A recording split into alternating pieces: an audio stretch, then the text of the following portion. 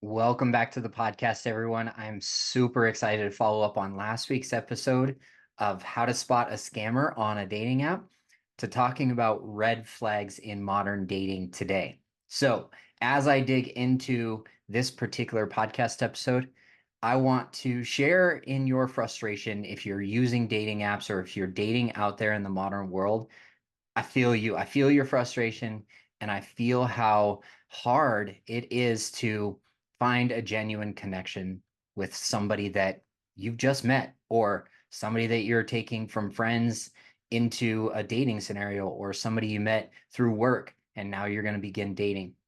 And I can recall back before I met my partner, just the frequency of first dates that didn't lead to second dates and then second dates that didn't lead to third dates. And I started to kind of spot my own red flags in that process and begin to work on them. And that's what helped me lead to this relationship that I have with my partner now. And then by doing that, it helped me find and spot the red flags in the people that I was choosing. Now, when it comes to blaming other people or pointing out their red flags, we have to understand that we have our own part to own in that process too. Because red flags attract red flags. If you've heard the expression like attracts like, it's the law of attraction. You attract what you are, not what you want to be. It's the process of becoming who you want to be that attracts that ideal partner. We all have red flags. And if you are thinking to yourself right now, nope, that's not me, please continue to listen. Give this podcast episode a shot because I'm going to cover the top 6 red flags to look for in modern dating. Number one at the top of the list, I think those people who are online dating can attest to lack of communication. If the person you're dating or your partner or the person you're connected with on a dating app is consistently unresponsive or vague in their communication, it's likely a red flag indicating a lack of interest or commitment. Maybe they're on the dating app for a different reason. Maybe they're there for validation. Maybe they're there for entertainment. Maybe they're there because they're genuinely looking for a relationship, which is a green flag. They genuinely hold other motives for being on a dating app. So that's the top red flag that I say pay attention to you in yourself and pay attention into the people that you're dating or chatting with on a dating app. Number 2, inconsistency. This could be inconsistency in communication, could be infrequency in the dates that you have planned. It could be inconsistency in actually showing up to that date. Listen, if you're already at the restaurant or at the bar or at the coffee shop and then they text you that they're not going to make it, that falls under inconsistency. That's just rude behavior. Huge red flag that they didn't give you a heads up before you left your place, before you arrived at the place that your date is scheduled at. So pay attention to the inconsistencies in behavior or words. If if your dates, actions don't align with their words, could be a sign of dishonesty or a lack of sincerity. And above all else, trust actions over words. Another red flag in modern dating is controlling behavior. I want you to be aware of what the signs are of possessiveness, jealousy, or any attempt to control your actions or decisions. Healthy relationships are built on trust and mutual respect. Ultimate goal is to find somebody that you want to repair with in relationship. That's the number one goal. Let's move on with more red flags in modern dating. Disrespect. If your date or partner consistently disrespects you, your boundaries, or your values, it's a huge red flag. Respect is essential for a healthy relationship. And if they are not respecting your space, your time, your purpose in life, then they are not the right match partner for you. And while context matters, it does not excuse behavior. Oh, they've just been busy. Oh, they had a stressful day at work. Oh, they had a stressful month at work. That is context and it helps us be empathetic with people that we're dating or our partner, but it does not excuse disrespectful behavior. So, one thing that I've been talking about online recently is self advocacy. And if you are standing up for yourself, you are able to reaffirm your boundaries along the way when it comes to disrespectful behavior that try to influence your behaviors or that are overstepping your boundaries. And if you're looking for more support in that, please don't hesitate to reach out, because I know that while we may like this person, we may think that they're attractive or there are good qualities to this person. Disrespect will be a common thread throughout the relationship if you don't set the boundary early on, right? Another red flag to look out for in modern dating is an avoidance of commitment. If the person you're dating or your partner avoids discussions about the future of the relationship or shows a reluctance to commit, it likely indicates that they are not serious about building a long-term connection. And this may have nothing to do with you. I have had so many podcasts about the anxious avoidant trap, where the anxious will want closeness, the avoidant will want distance, and typically both of them are afraid of intimacy, but for different reasons. And I won't go too deep into it because of all the other resources that I've up to this date supplied on avoidance. But an avoidant attachment style has a reluctance to commit out of fear of intimacy. While we can have empathy and sympathy and understanding for that, because context matters, we cannot continuously excuse this behavior that is not aligned with our own relationship goals. If my relationship goals is to build a healthy, committed, trusting long-term relationship, then avoiding commitment in my partner is not a trait that I'm looking for, nor will I stand. And that goes back to respect. A person who respects the person that they're dating or their partner will at least have the conversation about commitment. We're not going to find every person that we date to be magically aligned with where we're at in our life right now. That's why dating is a vetting process. The vetting process is like, oh, are we compatible? Are we aligned on our life goals? It just so happens that my partner and I were both finished having kids. And that was a really strong alignment and compatibility for us in our relationship to take it to that place of commitment. If a partner of mine wanted to have kids eventually in our relationship, it would have necessitated conversations very early on so that neither one of us are really wasting our times, leading to frustration, leading to hurt. And those are the things that is a part of the vetting process. Now, tucked underneath that, the vetting process through friends and family and a quality time spent together will allow those things to surface. However, if the person that you're dating is hiding their lack of commitment because they want kids and you don't, but they're telling their friends or they're telling your friends or they're telling family members that this is what they want, that's how the second degree of separation, friends and family, comes into the vetting process. We trust our friends and family to a point. They're not going to make the decision for us, but we do trust their opinions. And if 4 out of 5 of our friends are saying, hey, they mentioned this at the bar when they had a couple of drinks the other night, they want kids. I heard that you don't want kids in the future. So why are they avoiding that conversation?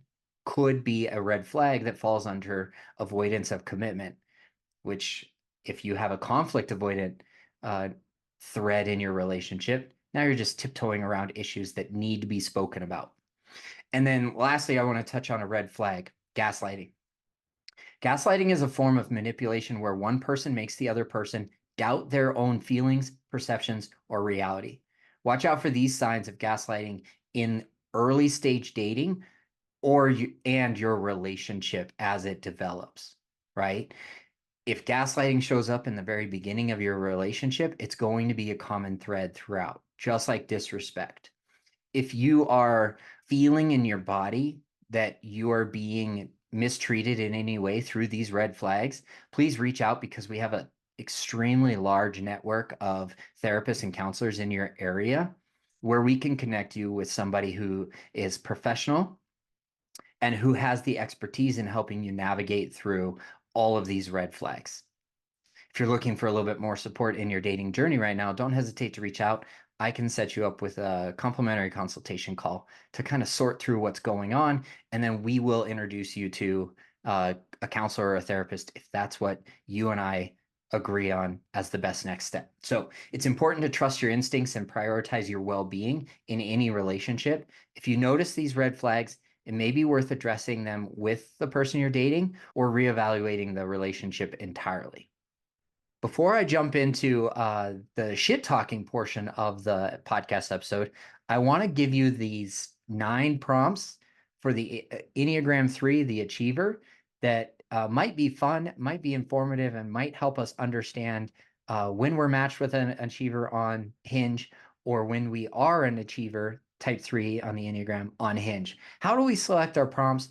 How do we answer these prompts from a integrated, disintegrated, and average health place as the Enneagram achiever? My partner is an achiever, so I could see some of the things that showed up for her on her Hinge profile, like a couple of hiking pictures where she was topping a 14er or crossing really dangerous stretch of hiking that 14er. I could see, now that I know more about her, I could see some influence of the achiever showing up in her Hinge profile. So if I were guiding an Enneagram achiever to download Hinge, set up their profile, these are the prompts that I would have a lot of fun sharing with them and laughing right along with them. So here's the prompt. I'll know it's time to delete Hinge when I have found someone that matches my awesomeness. The achiever thinks that they're pretty awesome, and they have every right to think so because they are a unique individual with a lot of strengths and a lot of energy to show up for themselves professionally. Oftentimes, that is covering up a little bit of insecurity around who they believe that they are and not finding their entire worth through what they achieve. And I love having conversations with my partner about, oh, what's beneath that? Is that vulnerability? Which is not vulnerability. It's a fake version of vulnerability. And we laugh about it. And then I get in trouble because I poke the bear too much. So next Hinge prompt, teach me something about anything I don't know so I can become the best at it. My partner and I talk all the time. She appreciates when I bring an expertise. She appreciates when I talk about the depth of knowledge in exercise physiology or in relationships. I studied relationships because it was my red flag, people. Like, if you followed the podcast from the beginning 5 years ago, you would have seen a lot of evolution of like, oh, Dave can't see his red flags in the beginning. But now that I've self-studied, now that I've learned about myself through the lens of the Enneagram and attachment theory, I can now teach others, bring that expertise to the conversation and use it to drive depth and create depth and connection in my relationship. So when the Enneagram 3 says, teach me something about anything, they want to learn about everything, but they're not going to say that they don't know out loud. They're going to be like, okay, yeah. Teach me something about anything I don't know so that I can become the best at it. And eventually the conversations will become very, very deep and very riotous and very animated because the achiever is going to also become more informed. And then they're going to go toe to toe with their partner, right? Next prompt. The award I should be nominated for is all the awards, every single one. Participation trophies, that's weak, bro. And if that doesn't make an achiever chuckle, I don't know what will. You should not go out with me if you can't keep up with my drive to be the best version of myself.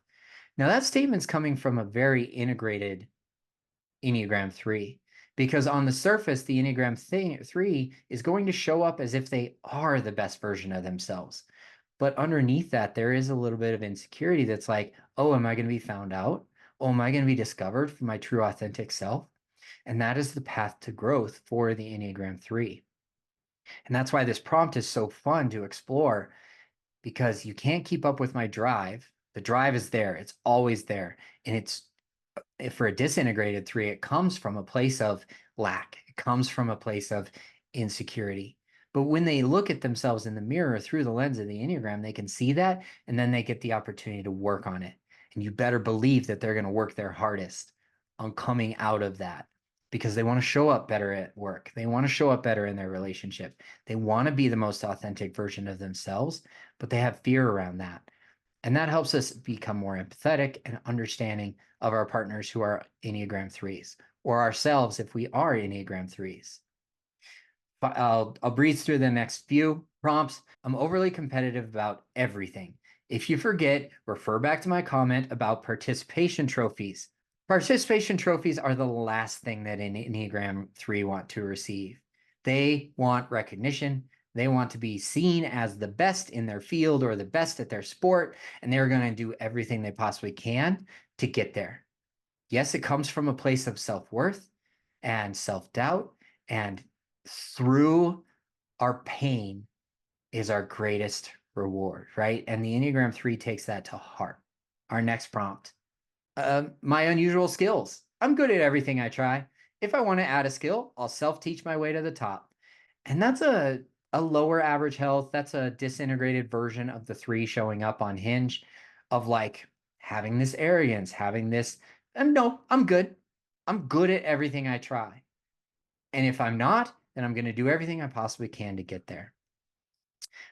Never have I ever failed a test, which is probably not true, but that's how they want to come across. That's how they want to be seen. And that's okay for a little while. But when it comes to the vulnerability in a relationship, the 3 is not going to be able to hide forever. Well, the last 2 prompts for the Enneagram 3 on Hinge. A life goal of mine: retire early after rising to the highest level of success in my area of expertise. And my partner and I joke about this all the time. She's like, do I really want to be a CEO? Do I really want to be a VP? Do I really want to be head of HR? And her life goal, as an integrated version of herself, I see this and I admire this so much about my partner, is that she wants to retire early after rising to the highest level of success in that area of expertise so that she can go give back to the world through a nonprofit. And when you hear an Enneagram 3 talk like that, you're like, fuck yes, how can I support you? Let's go get it. And that's why the 8 and the 3 are such a good combination when they're not competing against each other, right? If an 8 and a 3 are coworkers, not going to go well. If an 8 and a 3 are partners and they see each other thriving, well, then it's going to flourish because they're not in competition with each other. And they're like, fuck yes, let's take our energy to the next level and let's get there so that you can retire early, go work in a nonprofit, and actually feel good about the work that you're doing in the world. And I want to thank my partner for contributing to that particular prompt. Although she didn't help write it, she's helping me to understand the Enneagram 3 a little bit better, because there's depth there when we get past that facade, right? For an Enneagram 3, this final prompt, a typical Sunday looks like running every errand that I couldn't get to during the week so that I can devote all my energy to showing up the best at work. Well, that might have been true a few years ago when I saw that. There is a burnout factor when it comes to the Enneagram 3. There is a, a limit to how much they can produce, right? Let's just say that the Enneagram 3 only has so much to give to others that they need to recharge for themselves, sometimes in isolation, sometimes in finding substances to numb a little bit, whether that be social media, alcohol, drugs. Maybe a superficial relationship can be a way that the Enneagram 3 numbs. But if the Enneagram 3 is running every errand on that one typical Sunday that they have because they spent all day Saturday being social and being being seen out in public, well, then they're going to get burnt out because they're giving away their authenticity, they're giving away their best, and then they run into that wall. And then they have to make up for it at work. And then they get behind the 8 ball. And then they're like, am I going to get found out? Am I going to be discovered? And then it's this spiral downward. So I encourage my Enneagram 3s who are listening to take a day each week to yourself. It could be 3 half days, it could be 2 half days, but just dedicate some time to regenerative time in solitude. Not isolation, not numbing out with Netflix or your cell phone, but in solitude.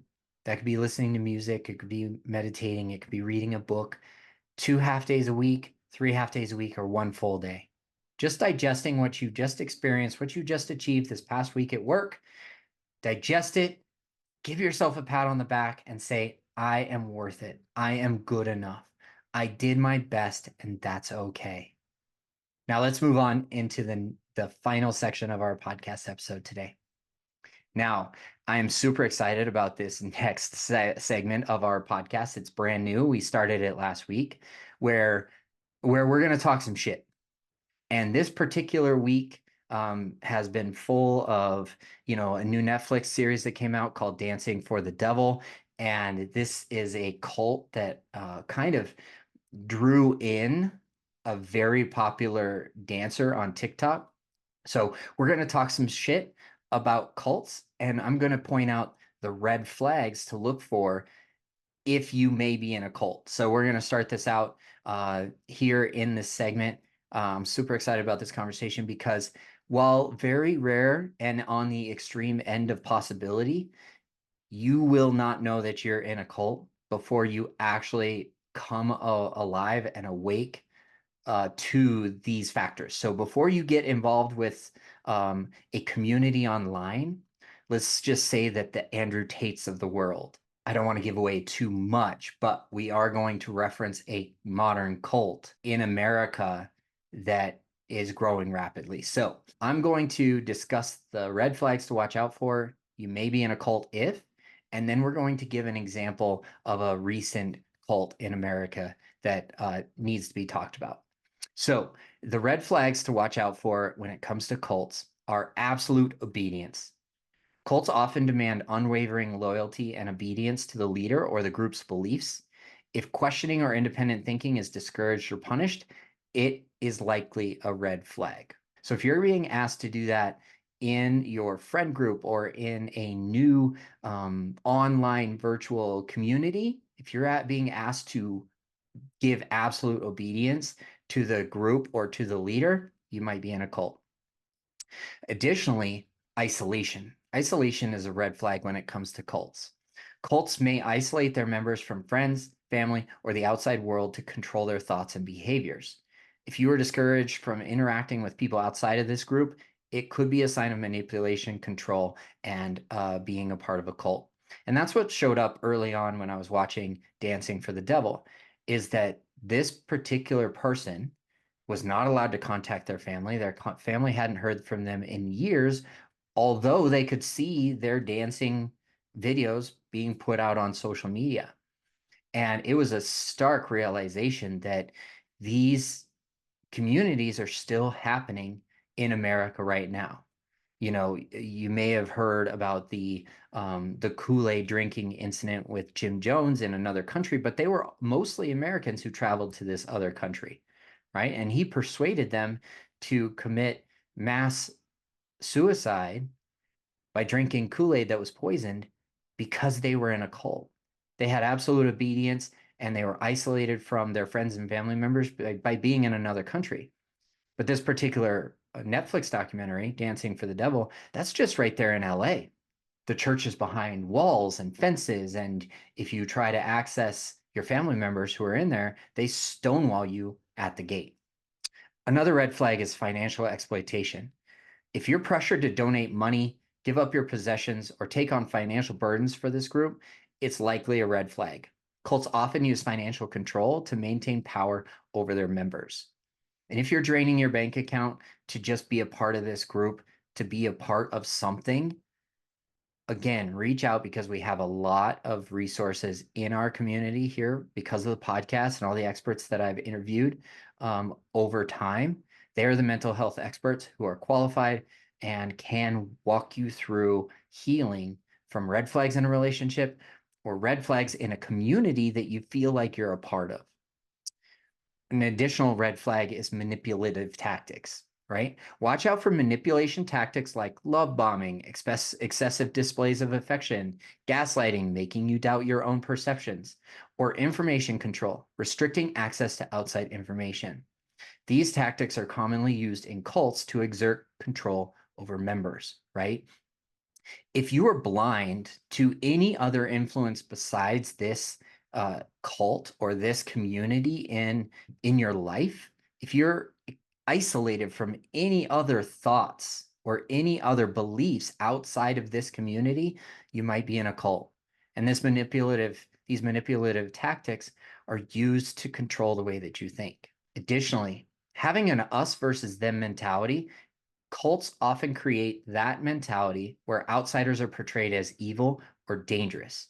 If you are taught to view the world in black and white terms and demonize those outside the group, it's likely a red flag as being part of a cult, right? Can you think of an area in your life right now where there's an us versus them mentality, right? I joined Man Talks because I didn't feel any of these red flags showing up. There's 500 members in this group that I can reach out to and talk to and receive support and give support at any time. But each and every person in our group is free to look into other influences, look into other resources. In fact, we bring in outside influences and outside guest speakers every single month to discuss current topics. This month we have Mark Groves coming in as an expert guest. He's been a part of the group before, and he's been our guest speaker once before, maybe twice in the 4 years that I've been there. Additionally, John Wineland come in and speak to us. We have Dr. Robert Glover come in and speak to us.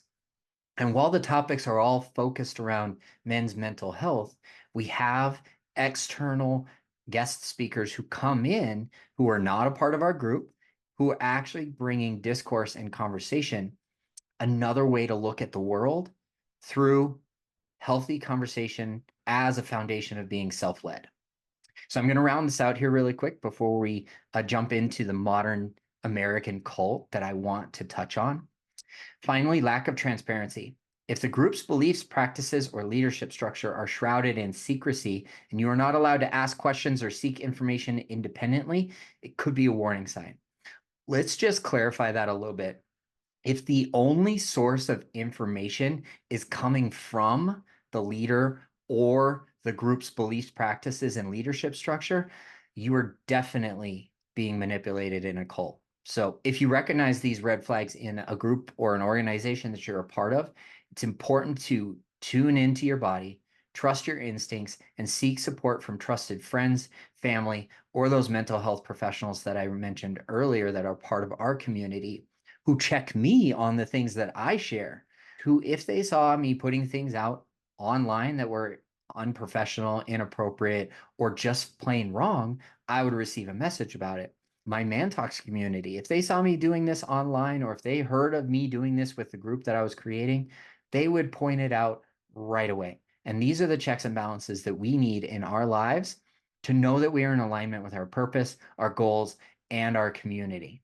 I understand leaving a cult can be a challenging process, but your individual well-being and autonomy are paramount. That's something that I posted online the other day, is about self-advocacy. And if you are unable to stand up for yourself because you're a part of this group, then you might need support and assistance in reflection or in safety measures to take in order to withdraw yourself from this particular cult. Speaking of a modern day American cult, I want to talk about something very topical in America. We're in an election season, and I want to highlight that some critics have drawn parallels between certain characteristics of the MAGA movement and cult-like behavior. These include strong devotion to a leader, Donald Trump, unwavering loyalty, not wavering from the party line, resistance to criticism. When anyone in the media or any other political party criticizes the MAGA Republican movement, what do we see? We see defensiveness. We see groupthink. We see people standing up for each other by extending claims that are not true. And finally, a tendency to dismiss opposing viewpoints. They're wrong, we're right. It's an us versus them mindset, right? So let me just give a little bit of background on this movement that came about in 2016. The Make America Great Again movement was initiated by former US President Donald Trump during his 2016 presidential campaign. The slogan, Make America Great Again, was prominently featured as a key message of that campaign, focusing on issues such as immigration, trade, and national security, which you may see as a common theme in the messaging today. Following his election as the president of the United States in 2016, the MAGA Republican movement gained momentum and continued to shape the Republican Party's platform. It hasn't always been this way. And I want to remind you that the George Bush, the second George Bush, were not saying these things as part of their platform. They might have had the same policies, but they weren't delivering the information in the same way. So we felt a little bit safer in their leadership during the 80s and the early 2000s. So supporters of the MAGA movement advocate for conservative policies, America First initiatives, and a rejection of political establishment norms. The movement became a significant force in American politics, and you might have felt that over the past 8 years, influencing policies such as Roe versus Wade, and most recently, the bump stock allowance for it to be legal by the Supreme Court, and shaping public discourse on various issues. The issues that are being spoken of are Israel, Palestine, Ukraine, Russia, immigration, economy, the weaponization of the Department of Justice and the FBI. And while this movement has faced criticism and controversy, it remains a defining aspect of the modern Republican Party, which is where we find ourselves today. It's essential to note that political movements are complex and multifaceted, and they evolve over time in response to changing circumstances and priorities. What are the priorities of people in the United States right now? Cost of gas, cost of groceries, expenses have gone up. While we had a spike in inflation recently, it was as a result of tax reform that was created between 2016 and 2020 that had legally binding timeframes that are supposed to end in 2025. Let's reflect back on those red flags that we talked about earlier. What to watch out for if you might be in a cult. You might be in a cult if you are asked for absolute obedience. What is one of Trump's major platforms for his campaign, his policies? I'm going to go after everyone who does not agree with me. I'm going to put up to 50,000 people who are typically in civil servant roles. I'm going to put people who are aligned and showing allegiance to me in those roles. They will make them politically appointed roles as opposed to civil servant hirings. Includes diversity and inclusion as a part of their fundamental hiring process. Those people who are in the MAGA Republican Party are isolated from external information, isolated from friends and family. Do you know that uncle that comes to family functions who after 3 drinks is talking nonstop about Trump this, Trump that? That person becomes isolated from their family because the only place that they feel included is within their political identity. Cults may isolate their members from friends, family, or the outside world to control their thoughts and behaviors. The reason why your uncle at the family event that's had 3 drinks feeling isolated is because those thoughts and beliefs and behaviors are out of societal norm.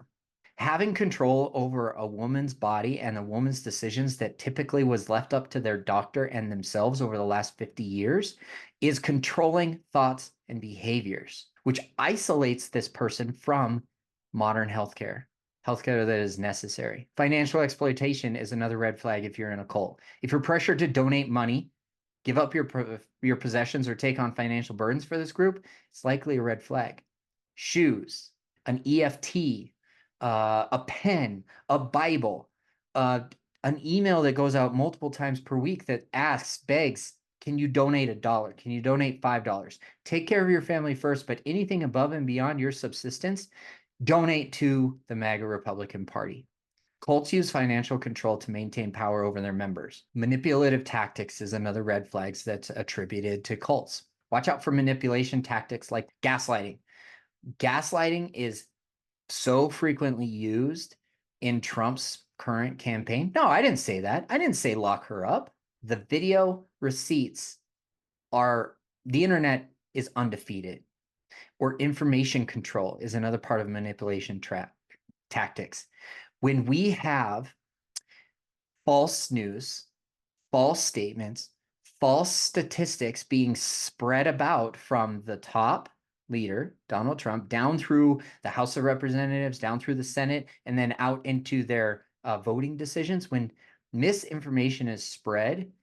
And I think that there was a website that was tracking all of the false claims that Trump made over his 4-year presidency. On the day before the presidential election in 2020, there were 500 different false claims Trump made that day, whether that be on social media or in his speeches.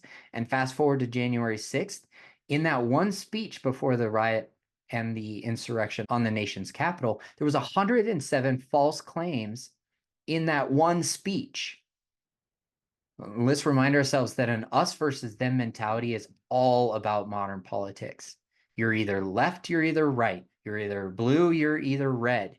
And why it's important for us to bring up this topic on a relationship podcast is because we have differences in our relationship all the time. My partner and I actually disagree on a few fundamental policies that are currently in place in America. She has this huge heart and she's empathetic for the people in Gaza. And I have empathy as well.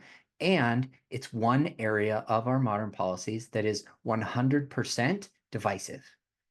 And the divisiveness is creating us an us versus them mentality. And on the extreme version, you have the authoritarian approach to the conversation by Trump, who says, give Netanyahu anything and everything he needs to destroy the people of Gaza. My intention is to inform, but I also want to use the facts. And the facts are very extreme, people. The facts are so outlandish that we almost feel like we're living in a movie right now. At least that's how I feel. And then finally, this lack of transparency. If the group's beliefs, practices, or leadership structure are shrouded in secrecy, you're not allowed to ask questions or seek information independently, could be a warning sign. This is debatable when it comes to the MAGA Republican Party. Project 2025 is public access. It is available on the Heritage Foundation website, and it is the scariest thing you've ever read. Additionally, the Time magazine interview with Trump, fully transparent on what he wants to do. He's spoken about being a dictator for a day.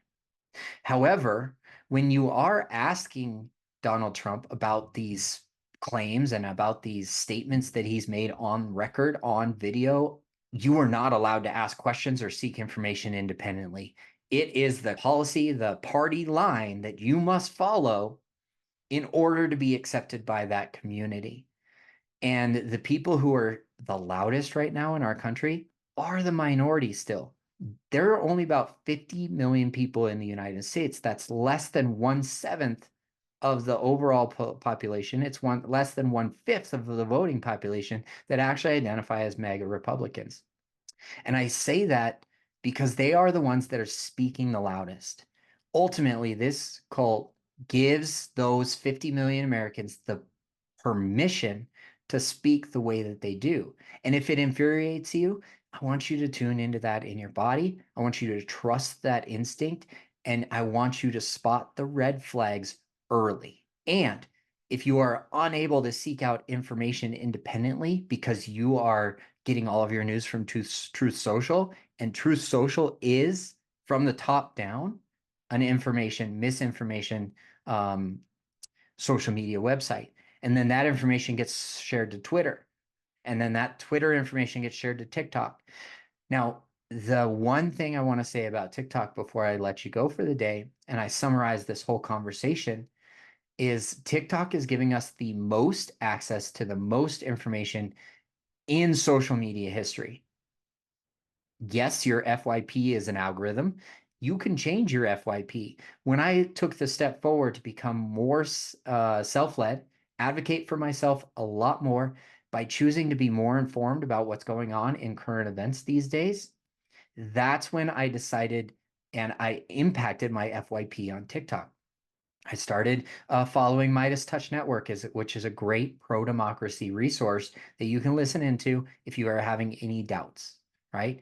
That is their one job. I have a lot of jobs. I have a lot of responsibilities over here. I can't dedicate as much time to the investigative journalism that they are doing at the Midas Touch Network. But by following them, I was then invited to begin following other pro-democracy accounts, right? This is not a left or a right conversation. This is a how do we keep our democratic system in place because of all the extreme authoritarian conversation that's going on from those 50 million Americans, led by one. You might be in a cult if. you are experiencing any one of those 6 things as a part of the Republican Party right now. Now, this is not coming out of nowhere. This is not an unresearched, biased opinion. This is an informed conversation that I want to start having as a part of discourse, right? Yes, I'm energized about it. Yes, I'm enthusiastic about it because I don't want an authoritarian leader because that is anti-democracy. Antifa is not a organization, it's a philosophy. It stands for anti-fascism. Authoritarianism is fascism. I say that just to bring in the resource that I'm getting this information from. The Cult of Trump is a book written by Stephen Hassan, a former member of the Unification Church, which was a cult. And as a mental health professional specializing in the psychology of undue influence, in his book, Hassan explores the parallels between cult dynamics and the support base of former President Donald Trump. Hassan argues that Trump's leadership style and tactics exhibit characteristics commonly seen in cult leaders, such as manipulation, deception, and the creation of an us versus them mentality. He delves into how Trump's followers have been psychologically influenced and manipulated through techniques like emotional manipulation, fear-mongering, and the promotion of conspiracy theories. The 30,000 emails from Hillary Clinton's laptop that was easily shown to not have any foundation of fact. The hush money case that ended up being more of an election interference case was just recently decided by 12 jury members who decided, based on the evidence, that Trump was guilty of influencing the 2016 election because he had an agreement of a catch and kill program with David Pecker, who was running the newspaper, and Michael Cohen, who was the go-between, right? He was the financier that was paid back by Donald Trump. And it's that conspiracy theory of like, oh, the election was stolen from us in 2020. Here's 70 court cases that we brought forth that never went anywhere. Those are conspiracy theories because they never had any fact that proved them correct. So the Cult of Trump book also discusses the impact of the media, social media, and group dynamics on the formation and maintenance of the cult-like following around Trump. It sheds light on how individuals can be drawn into such movements and the challenges they face in breaking free from their influence. Overall, the Cult of Trump provides insights into the psychological mechanisms at play in political movements and invites readers to critically examine the dynamics of power, influence, and manipulation in society.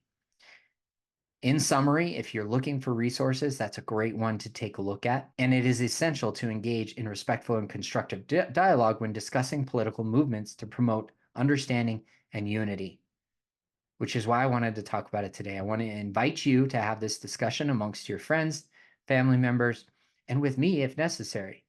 If you're looking for a little bit more support because you believe one way and your partner believes another, how do we come together and not compromise and not self-abandon on our values when we go to the voting booth in November of 2024, but how do we come to some understanding of where myself and my partner are coming from?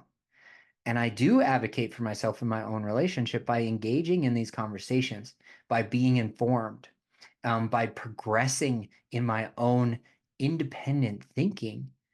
How do I become more informed to make the best decision for myself, my partnership, and our family members? Because it's not just us, it's impacting you. If you don't think that your vote goes far enough, it does. Because in those influential states, in Wisconsin, in Michigan, in Arizona, in Nevada, in Georgia, in Florida, these influential states that are so divided right now, and I could dig into more stats, but that's not the topic of conversation today. It is so imperative that we understand that our vote matters. Your individual one vote matters, and do not let anybody else tell you otherwise. Thank you so very much for listening to today's podcast episode. I know I went into a serious topic and I made a connection today that people not everybody might believe, and that's okay because your thoughts are independent from mine. But if you are looking for a little bit more support in the navigating the modern world of dating or relationship, and you want to understand how to have hard conversations better, please don't hesitate to reach out, book a call with me. We'll connect for 30 minutes, absolutely free, just to ensure that we're the right fit for each other. I invite you to follow on TikTok at Dave Glazer, on Instagram at the Challenger Podcast, and on YouTube. I'm trying to get to 1,000 subscribers on YouTube so that I can do these videos live and engage with you in discourse and constructive conversations to understand ourselves better so that we can show up more authentically in the world. Until next week, this is Dave in Denver, wishing you health and happiness wherever you're at in the world.